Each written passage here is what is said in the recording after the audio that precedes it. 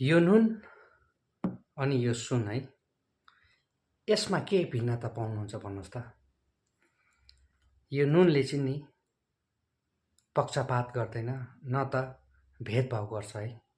कारण यो नुन भन्ने कुरा चाहिँ यस्तो कुरा हो, तपाईले एउटा धनीभन्दा धनी मान्छेको घरदेखिको एउटा गरिबभन्दा गरिब घरको मान्छेको घरमा पाउनुहुन्छ है। र यसको निम्ति तपाईले कुनै निगरानी राख्नुपर्छ जस्तो लाग्दैन, नत्र यसलाई तपाईले एउटा लकरमा हालेर राख्नुपर्छ है। यो जहीँ तहीँ लडिरहेको हुन्छ, तर यसलाई कसैले चोर्छ भने पनि तपाईकोमा त्यो मनमा पनि आउँदैन।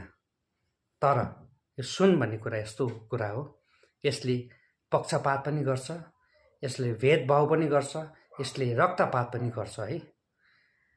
कारण यसलाई तपाईले राख्दाखेरि जहिले पनि एउटा लकरमा कि त तपाईको आफ्नो निगरानीमा राख्नुपर्ने हुन्छ।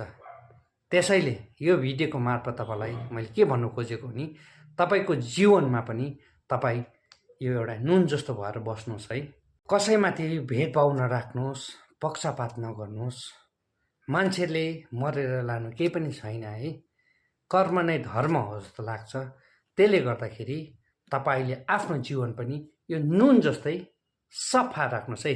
जसरी यो सेतो नुन छ, त्यसरी तपाईको मन पनि सेतो राख्नुहोस् है।